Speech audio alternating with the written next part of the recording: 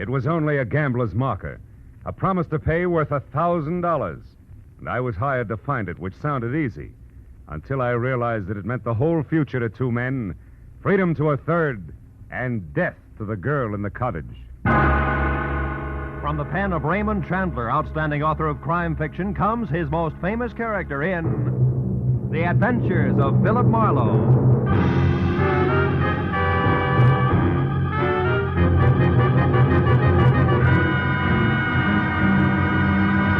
Now, with Gerald Mohr, starred as Philip Marlowe, we bring you tonight's exciting story, The Promise to Pay.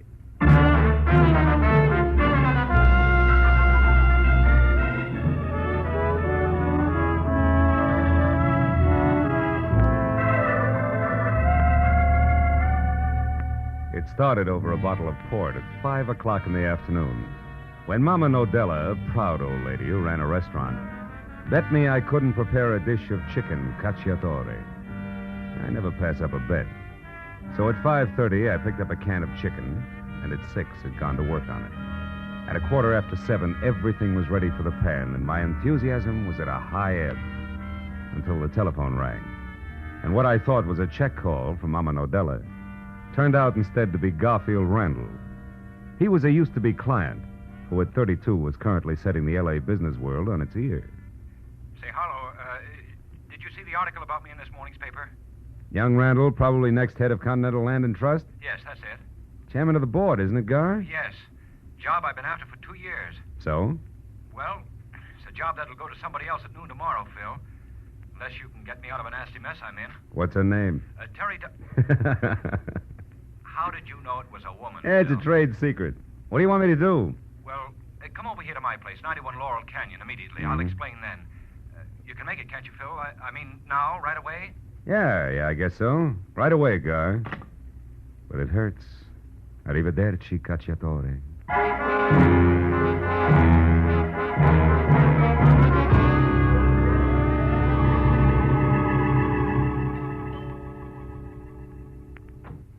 Oh, come in, Marlowe, quickly. I'm due there at 8, and it's almost that now. Small point, Gar, but just where is there? Oh, Terry Dodge's cottage over in the valley, 3840 Sunsweat Drive, just beyond Arthur Murray's place on Ventura. I'm expected because the lady wants $20,000 to keep her mouth shut. About what? The fact that a few days ago, an innocent evening with some new friends ended up with me gambling and losing $1,000 at Paul Naylor's club on Lancashire Boulevard, also in the valley, 3100 North. I didn't have the cash on me, so he took my IOU. Your marker would interest who in particular? Only the entire board of directors of Continental Land and Trust. They feel their executive should be above that sort of thing, even once in a while. Mm-hmm. And this Terry Dodge, can she prove that you lost $1,000 gambling? Well, according to this message here, yes. Came a few minutes before I called you, together with my picture, which she returned, frame and all. Here. No. God, dear, I gave Naylor the $1,000 and pick up your note as requested. But now I'm confused. Do I give it back to you or submit it to your board of directors tomorrow? Oh, by the way, the chinchilla we saw last week is on sale. I hear only $20,000 if bought right away. Probably cost more tomorrow. See what I mean? Yeah. Drop around and see me at 8 tonight, will you? I'd like your advice on the matter. Much love, Terry. P.S. Don't worry about the safety of the note, darling. I have the perfect hiding place for it. Tender, huh? Tell me, Gar, how close were you and this vampire? Oh, we went together for about a year, but it was getting cold. Because you've been on the way up? Because she's been on the way down, Marla. Why'd you give her the money to deliver in the first place? Well, you see, Phil, I couldn't afford to go near a gambler like Paul Naylor once I'd been nominated for the chairmanship. Mm-hmm. Of course, I didn't suspect for a minute that Terry would do anything like this. So when I didn't hear from Terry by 6, I called Naylor. He told me that she had already delivered the money, but he also told me that she'd burned the note in front of him at his suggestion. Which might mean that Terry Dodge is just bluffing, you know. Yes, or that Paul Naylor is just lying. Your job, Phil, is to find out the truth as soon as possible. And if I do and the note does exist, what then, Gar? Then I pay. I have to. It's my whole future. Yeah. Call you in an hour, Gar, from the valley.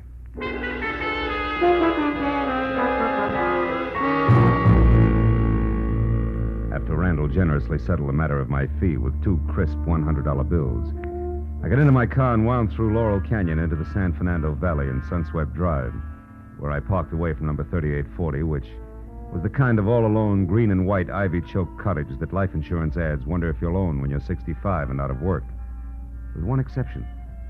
The place was lit up like opening night at a Hollywood delicatessen. And when I got close to the front door, which was half open and splashing bright yellow over the mat-marked welcome, I heard a radio from someplace deep inside, playing slow, sad swing. When I knocked twice and got only more Dixieland for an answer, I walked in, calling Terry Dodge's name out loud as I moved through the empty living room. I couldn't tell why, but even as I said the name, I had the uncomfortable feeling that I was wasting my breath. And a minute later, when I entered the bedroom, I was sure of it. Because there, every drawer, closet, and cubbyhole had been turned inside out. And in the middle of all that, and face up on the carpet, was the still form of a beautiful blonde woman in a black silk hostess gown. The monogram in white over her breast pocket said she was Terry Dodge.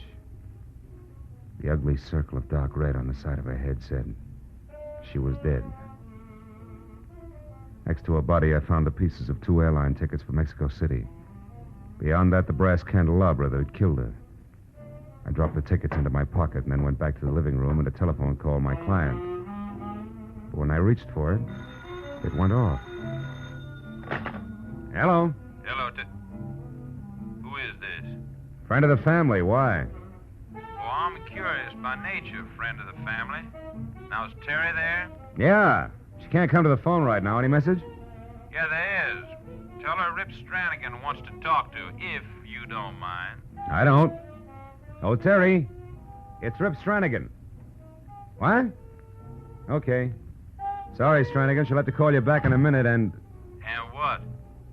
And excuse me, but an unexpected visitor just dropped in.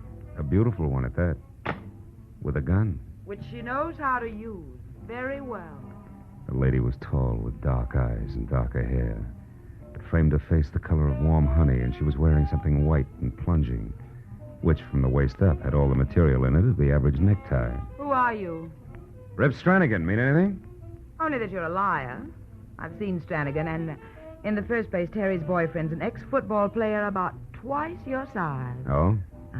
Also, he's from Texas, and you couldn't be. No. And just between us, you're much better looking. So once more, who are you?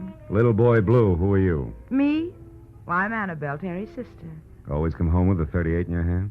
Well, I only used this gun, Mr. Blue, because I thought you were a prowler. Now, with the radio off so you can concentrate, how about the truth? All right. I'm a private detective named Philip Marlowe. Came here to talk to Terry Dodge. When I found the door open and nobody home, I decided to wait. Now, I can't wait any longer because I'm late for an appointment. So if you'll tell Terry I called, I'll appreciate it. Good night, Annabelle. Wait a minute before you go, one thing. What's that? You were wrong about being little boy Blue. Oh? You're prettier. Good night. My ego sent the lady went for me. But my professional cynicism labeled her local Matahari and suggested that I keep both feet on the ground.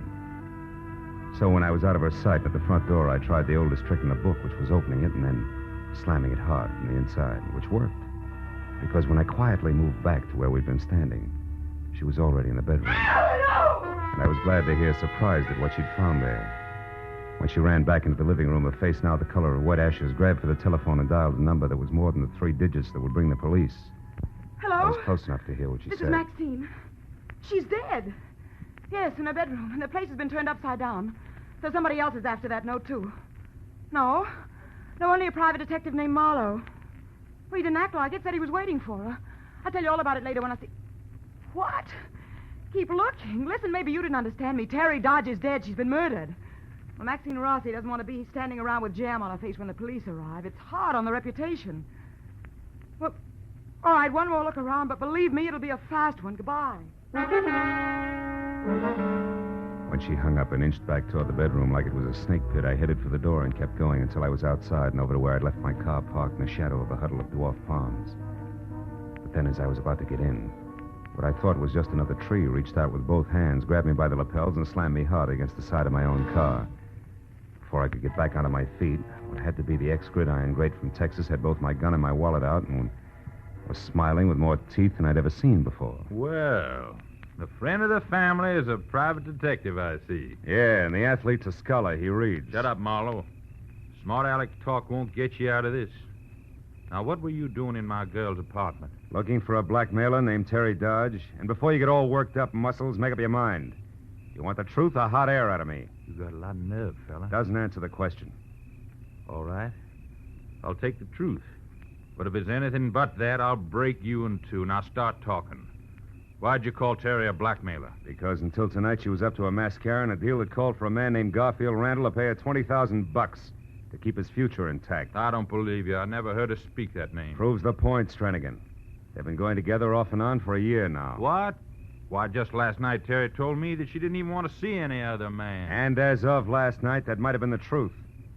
Because a few hours ago, this Randall got his framed picture back from her with interest. The demand for the $20,000? The same. Stranigan, what would you say if I told you Terry Dodge has been murdered? No, Marlowe! You're lying! Stranigan, let go of my throat! Lying! Throat, do you hear? Let go! Go. I'm sorry, fella. Do you have any idea who did it? Yeah, but there's still a little groundwork to be done before I go to the police. You mean nobody knows about this yet? Outside of a girl named Maxine Rossi, someone she talked to on the telephone, and the murderer, no. Now tell me, Stranigan, did you ever hear Terry speak of either this Rossi girl or a gambling note that a guy named Paul Naylor held? No, I didn't, Marlowe. But where do those two fit in? That, Stranigan, comes under the heading of groundwork. Now, if you can keep all this under your sombrero until you hear from me again, I'll take my gun and wallet and get going. What do you say? I say yes. On one condition, Marlowe.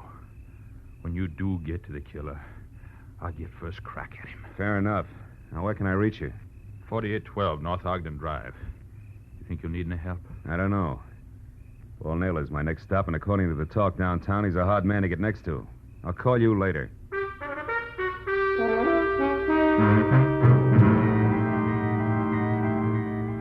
The club Paul Naylor ran out on North Lancashire didn't have a name, but the numbers 3100 were taped with luminous Scotch light.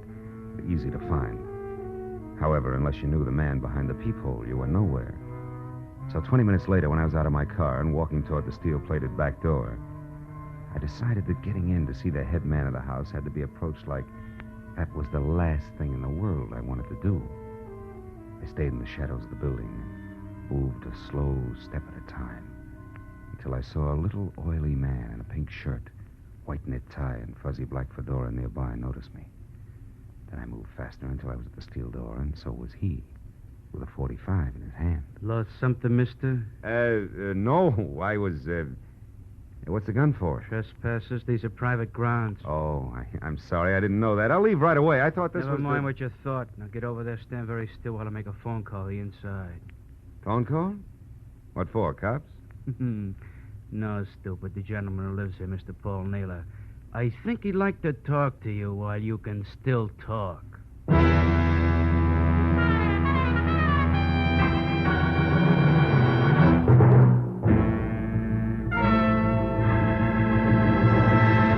The oily little man in the pink silk shirt spoke briefly into the phone, then breathed garlic in my face while his free hand darted neatly inside my jacket. When it came out, it brought 38 with it. Then he jerked me around, unlocked the heavy back door, shoved me through, and marched me on the business end of his .45 down a strip of blue carpet ankle deep to another door of glossy blonde mahogany. He slammed me face first up against it, and then signaled for an audience. The door swung open. He prodded me, and I stumbled into an office of jungle green drapes and pale beige furniture upholstered in leopard skin. The face that peered at me over 8 feet of desktop smiled, from the ears down. From the ears up, it had never known what smiling meant. We have a front door for our friends. I know. That's why I went to the back. I figured I'd pick up an escort there and bypass all that muscular red tape you keep out in front. Maybe that's smart figuring, maybe not. Depends. What do you want? Call you a liar, Naylor. Oh! Mind your manners, stupid. You're way out of line. building up quite an account, Oily. You take some long chances, mister. What's your name? Marlowe. I still want to know why you lied to a friend of mine about burning his marker. Marlowe, huh? Wait outside, Quincy. I'll call you. Okay, Mr. Naylor. All right, Marlowe. So you're Randall's boy, right? I've talked to him. When Randall called you, you told him that his girl, Terry Dodge, had delivered the money okay, but that you saw her burn his marker. That's what I thought I saw at the time. What'd you really see? She put the marker in her purse and started out of here, but I called her back and told her to burn it. Why? Because I don't like my name floating around, Marlowe, especially now with things tightened up like they are. So she went over to the fireplace there and burned a piece of paper. But it wasn't the note, huh? Right boy. That call from Randall gave me ideas. I checked the pieces left in the fireplace, and they weren't even the same kind of paper as the marker. So somebody's shooting an angle, Marlowe, one with my name on it. I don't like that. I suppose you got the marker back all right. Not yet. However, I intend to. Mm-hmm. But on your first try, you got too rough too fast. And killed Terry before she'd talk. Is that it? You know, if I were you, I'd bite my tongue off before I'd say a thing like that. Even joking. Who's joking? Girl's been murdered your way. Smart people die every day. Lots of ways. Yes. Well, thanks for the information. Good night. Sit down. Wait a minute, Naylor. The interview's over. Not quite. What's Randall steamed up about? Blackmail, which puts you both in the same boat. If I get the marker to protect him, I have to protect you at the same time for no extra charge. Let's be sensible. Sensible? Okay. Quincy? Yeah, Mr. Naylor? I'm going out. Sit on Marlowe here. Real hard if necessary. Till I get back. Sure. It'll be a pleasure, won't it, Mr. Marlowe?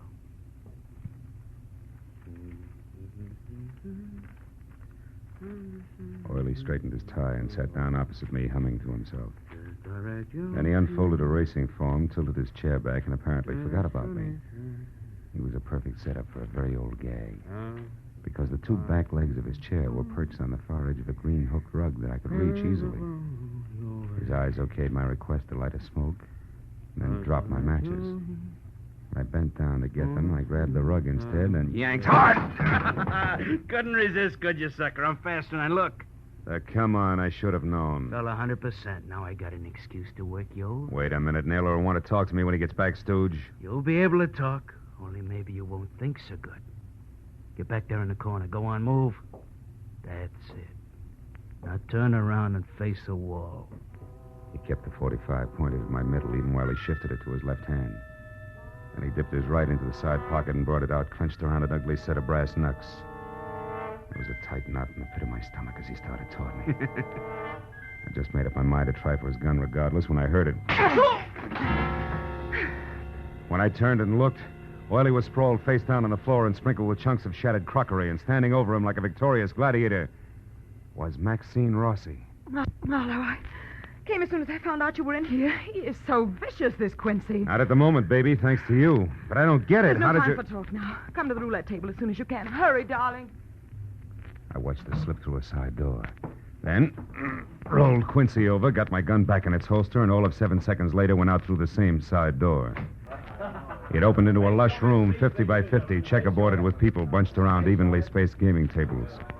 I moved toward the click of a roulette wheel and found Maxine there throwing blue chips around with a subtle recklessness that meant she had a fortune to squander or that she was a shill for Naylor. How's your luck, baby? Still holding? Uh-huh. It is so far. But it may change any instant now. Yeah, well, I guess it's my turn then. Come on, I'll pick up some chips. 10 black. Marlowe, we got to get you out of here. You work for Naylor, don't you, Maxie? Yes, but not like I'd work for you, Marlowe. Oh? He sent you up to Terry Dodge's place tonight. Find out what she wanted with that marker. And it was Naylor you called when you found Terry's body, huh? Yeah. He just left Marlowe not a minute ago. 50-00. Where was he heading? I don't know. But one of those scraps of paper that wasn't burned in the fireplace. There was a telephone number of a travel agency on it. He had that with him. A travel agency? Yeah. That might be the one shot I need. Listen, Maxie, Uh-oh. The boys have got me pegged. They're moving in. I was afraid of this. Wait till the lights go out, darling, and then run for it. The lights. Baby, I love you. What about you, Maxie? Don't worry, my father was a longshoreman in San Francisco. I'll know how to get it. She walked slowly as far as the back corridor, then started to run, and as the two gorillas angled toward the room toward me, I pretended to study the odds on the crap table while I edged for the door. They were almost up to me when the room went suddenly black. And a girl, Maxie. I ducked low and belted for the front entrance, all stops open. And a few seconds later, I was outside. I put 50 yards between me and the front porch before I so much as slowed down. When I did, I saw something else. Paul Naylor himself across the street just getting into his car. I pulled my gun out and ran for him. Hey, Naylor! Marlowe, how did you get... Say, what's going on? I want that phone number you got in your pocket. Phone number? I don't know what you're talking about. That's too bad because I don't have time to explain.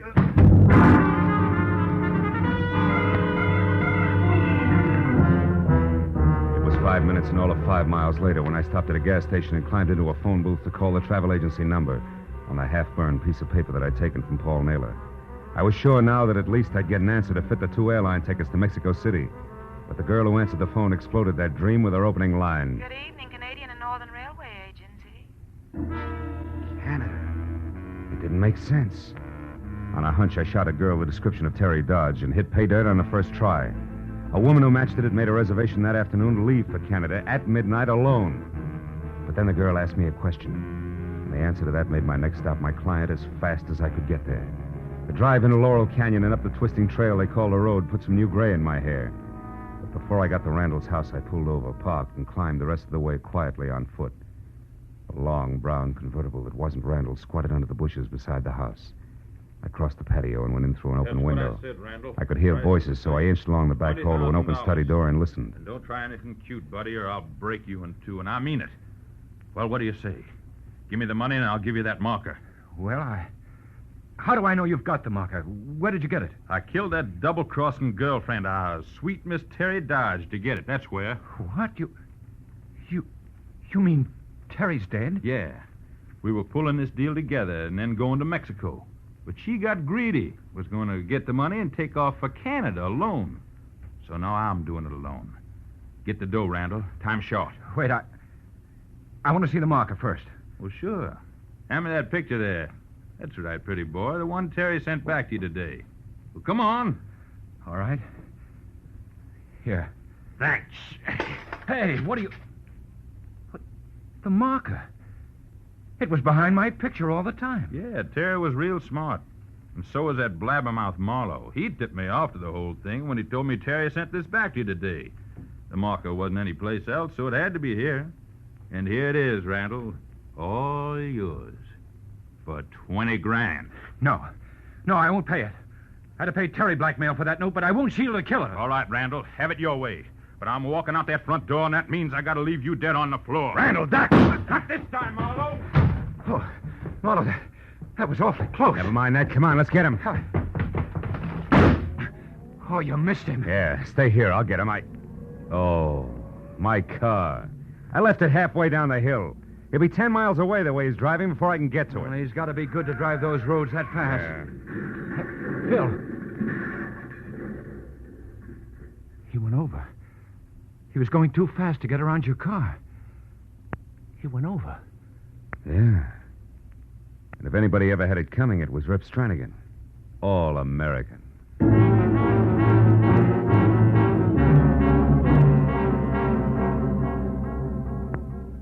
By the time we got down to the crash, the canyon was swarming with people. An ambulance and 2 prowl cars whined in, and 30 minutes later, the mess was all cleaned up. The police verdict was speed on a dangerous road, and the doctor's forecast was DOA. So Randall and I went back to his place and spent another 30 minutes over some much-needed brandy while I told him everything that had happened. Great Scott. And it seemed like such a simple thing, Phil. Mm-hmm. Pay a gambling debt and get the marker. Yeah. Hard to realize all this happened just because of that. Well, that plus the fact that you let a pair of nasty characters get you in a spot. Yeah. It's also hard to believe that they're both dead now and it's all over. Mm. And you did a wonderful job, Phil. I had some wonderful help from Miss Maxine Rossi.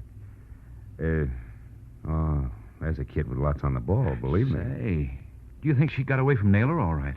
With her talent, you can count on it. But just to play safe, I'm going to let Mr. Naylor know it's hands off, or I'll see his joint ripped wide open. I'd sure like to help, but I've just sown my last untamed oat. Yeah, I think so. Well, you're in good shape now. Boys at headquarters are reasonable. I'll run along and tell them what they need to know. Okay. Oh, Phil, just one thing first. Hmm?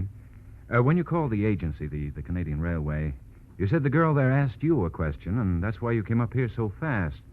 What did she say? Oh.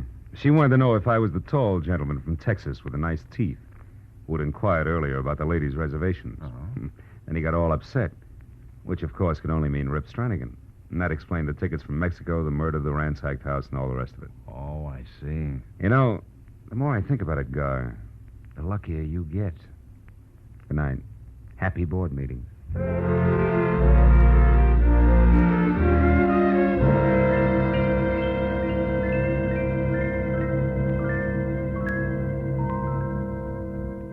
It was 2:00 in the morning. And the thought of my kitchen littered with dead chicken, raw rice, and the jumble of spices practically turned my stomach until I opened my apartment door. And then, one step at a time, I got it. The delicious odor of chicken, gacciatore, cooked to perfection. The sight of a gleaming table set in candlelight. The sound of a cork being pulled from a bottle of wine. And all done in a fine Italian hand. The hand of a longshoreman's daughter from San Francisco. And then a startling idea hit me. You know, if Maxine Rossi could only... But she can. You know this is dangerous? Oh, brother.